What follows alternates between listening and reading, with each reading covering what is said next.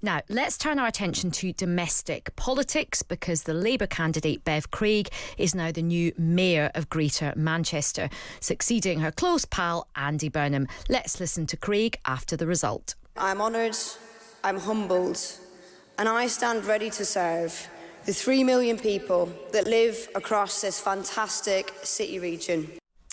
Now, Bev Craig held off a challenge from Reform UK's Sian Astley, winning with a combined total of more than 300,000 votes, compared with Astley's 157,000. Now, Bev Craig will inherit a budget of £3 billion and powers over policing, planning and economic development. Now, Bev Craig had been the leader of Greater Manchester Council, so she is, obviously familiar with the area. But it's a big job in British politics now, as we know from Andy Burnham. Now, joining us to discuss this, got two excellent guests. We've got Rob Ford, who is the Professor of Political Science at Manchester University. Hello, Rob. Hello. Thanks for joining us. And we have the great Peter Kellner, former president of YouGov and somebody who very much enjoys thinking about politics and still very much a number cruncher. Hello, Peter. Hi, Ayesha. I'm not sure I'm the great Peter Kellner. Perhaps there's another one. Well, look, let's start. Actually, Roy, I hope I got your name. Is it Roy or Rory?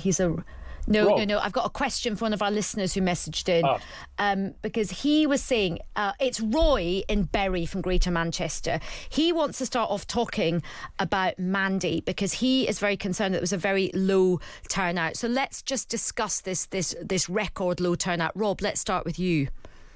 Yes, Ayesha, it's the lowest turnout that Greater Manchester has seen in its 4 mayoral contests to date, and it's the third lowest turnout recorded in any mayoral contest across all of England since we started having these about 10 years ago. So really not very good. 3/4 of the electorate did not participate. I think there were some mitigating factors here. This election was called on a very tight timetable in the middle of the school holiday season, and with the universities also finished teaching, as I know. So many of the students are probably not around either. That's probably pushed turnout down a bit. Plus, it wasn't regarded as being a particularly competitive race. And as we've seen from the result, those expectations were largely fulfilled. It's generally easier to get voters engaged when they think it's a close race and the outcome is uncertain. All that said, Andy Burnham has made devolution a real centrepiece of his plans for the country, and it must be a concern for him that in his former patch, 3/4 of the voters, when offered a chance to elect a new mayor, basically yawned and shrugged and didn't bother to cast a ballot. And Peter, what do you think of that? What do you think that tells us, that low turnout? Roy, our listener, has said, does this mean that she doesn't have a big mandate because it's such a low turnout? Does that have legitimacy issues? Peter, what do you think about that? I don't think there are legitimacy issues because she played according to the rules. She won by the rules, just as Labour won the last election by the rules with a landslide in seats, despite getting only about 1/3 of the votes. Look, I agree with what Rob said. I think the point I'd make is that in the last few years, I think I'm right in saying the normal turnout for these mayoral elections has been around 33%. So we're comparing 25 against a normal 33 at a time when, as Rob says, summer holidays, universities are out, schools are out. So comparing like with like, it's poor, but I don't think it's catastrophic. OK. And look, let's sort of dig into these results and what do we learn from them? Because, Rob, you said that obviously as time went on, the expectation was that Labour was going to win this. But when we cast our mind back to when Andy Burnham, well, in fact, when someone called Josh Simons resigned and said he was stepping down as the Makerfield MP and Andy Burnham was going to throw his hat in the ring, a lot of commentators, a lot of people in the Labour Party said, oh, hang on a minute, I think it's going to be very hard for Labour to win this seat in Manchester. What's changed in that time? Well, yes, absolutely, Ayesha. And if we go back a little bit further in time still to the Gorton and Denton contest, one of the reasons Labour gave, the NEC gave, for not letting Burnham stand here is they couldn't afford to put Greater Manchester at risk given how strong Reform were. And instead, Labour have got more than double the Reform vote. So it does really seem like Labour's vote has held up a lot better than expected. But I think a lot depends on the baseline that you take. If you look at the May local elections, this is a really strong rebound from a really terrible set of local election results in May. And I think both Bev Craig and Andy Burnham probably deserve some credit for pushing the Labour number back up there. But if we look a bit further back to 2024 or 2021 or 2017, Labour going below 50% in Greater Manchester hasn't happened before. This is a significant weakening for them. It's now a much more competitive environment in the city region, in particular in the outer boroughs. Reform topped 30% in Andy Burnham's home borough of Wigan. So yes, a big win. Yes, a big recovery. Yes, more evidence for a Burnham bounce. But also, if we look over a 2-year horizon rather than a 6-month horizon, more evidence that we now have a more fragmented and competitive political environment up here in the northwest as we do everywhere else in England. And Peter, what's your reading, having kind of no doubt pored over all the numbers, but also you keep your eye on other council by-elections that are happening across the country. What do you think is going on with not just the Labour numbers, but with Reform and the Greens and also the Tories? Let me make this in two parts. The Greens, it's a bit like the Liberal Democrats. It's increasingly, I think, that the Greens are now doing as the Liberal Democrats used to do. In the areas where they can win, they can do very, very well. In the area, as they won the Gorton and Denton by-election, in areas where they can't win, they do pretty badly. And I think we're beginning to see tactical voting sort of built in quite a big way into certainly the progressive side of British politics. The opinion polls all underestimated what Bev Craig would get in the first round. All the polls were about right on the runoff, but what was happening in the first round is the Labour beat the polls because the Liberal Democrats and Greens underperformed the polls. But on the right side, the right-wing side, in the May council elections, Reform got 31%. This week, they got 21%. But Restore UK did not fight the May council elections, and they got 9% in the Greater Manchester election. So the Reform plus Restore vote has remained practically identical in percentage terms, May and now. And that's bad news for Reform because just as in the Makerfield by-election, the Reform are getting attacked quite effectively from the far right. And this is a small part of a wider trend. If you look at the count, almost every week there are half a dozen or so local council by-elections. And over a period of time, you can build up quite a picture. And there have been more than 80 council by-elections since May across Britain. And Reform are doing okay, but they're not doing as well as they did in last year's May elections or indeed this year's May elections. So the point I'm making is that whether you look at the Greater Manchester election, whether you look at the opinion polls, whether you look at council by-elections, they're all telling the same story. The Reform is well off its peak and has been sliding somewhat in recent months. But you're saying that the combined vote on the right of Reform and Restore together is still holding up together? Yes, it is, which if you're interested in the size of the right-wing vote brings no comfort.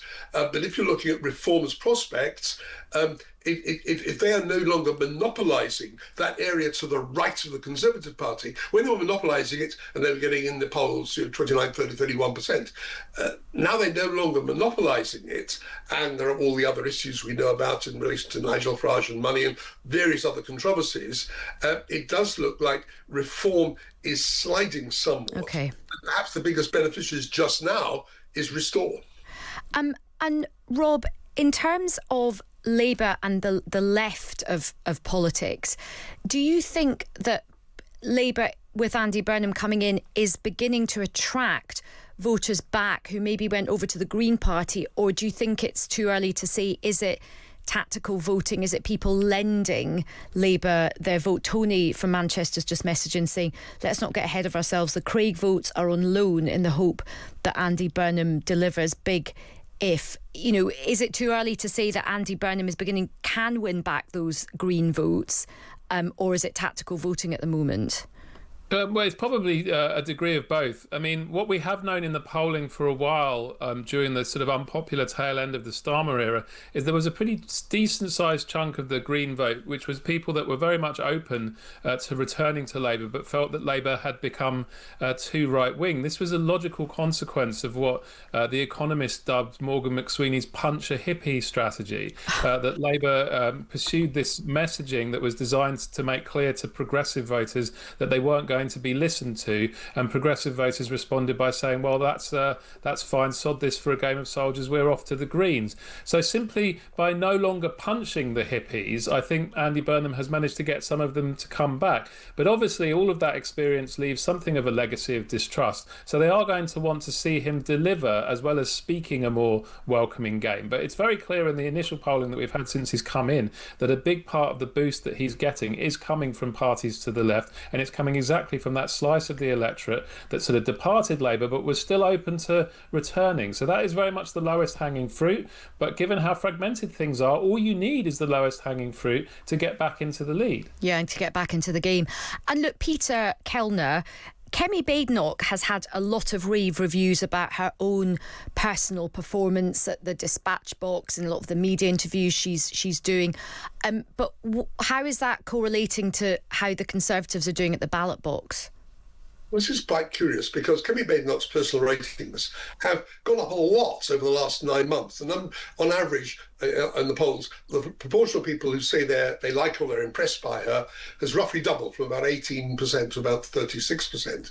Now, the Conservative support is up a bit, but is up from something like 17-18% to 20-21%. So whereas her personal rating is up 18 points, the Conservative support is only up 3 or 4.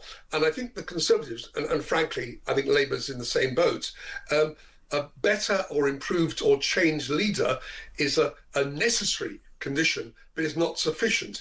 If you've got a party whose brand is bust, as the Conservative brand has been bust, as Labour's more recently has been bust, the party brand needs improving. The leader is a large part of that, but it's not the only part of that. Okay. Now, just in the sort of remaining 2 minutes that we've got, a question to both of you. Look, there's definitely a Burnham bounce that we're seeing. Is this bounce real, or will we judge that bounce, let's say, 2 weeks after the budget, Rob? Well, I mean, I think the bounce is definitely real in terms of where we are right now. The most recent polling has featured some of Labour's best vote shares since the beginning of last year, and the first Labour leads that we've seen since last May's local elections. So that's very much a real bounce. It's also a logically consistent bounce. As I was saying, the voters who are coming back into the tent are exactly the ones we would expect. But, other new leaders have received bounces before. Other new leaders have received bounces in approval. Burnham's approval ratings are very strong right now. But as you mentioned, the budget is going to be a real crunch point where a lot of people's expectations may be disappointed. At the moment, Burnham can be all things to all voters, but that probably can't last. And the question is really not, can he achieve a 2 or 3 month bounce? That has been done before. But can he actually achieve a stable increase in Labour's support, hold up a party in government? That's not been done since Brexit, really. Okay, Peter, I'm going to put another different question to you briefly, if you will. This is Kate. She's got a specific question for you, Peter Kellner. I think there are too many polls. What does Peter Kellner think? No, there aren't too many polls. Look, I'm a recovering pollster. I no longer make money out of polling, but I used to. But I tell you why I think this, because at the moment there have been 6 polls conducted in the last week. 3 have shown Labour ahead, 3 have shown Reform and Labour level pegging. By combining them, I think we get a clearer picture. If we had only one poll, we'd either be saying they're level pegging or we'd be saying Labour ahead. The more polls you have, the better the judgment you can make about the real state of public opinion. Okay, sorry, Kate. We're thumbs up for polls here. We're crackers for polls here. Rob, Peter, and I. What a great discussion! My huge thanks to Rob Ford and to Peter Kellner, and thank you to you for your great comments from home.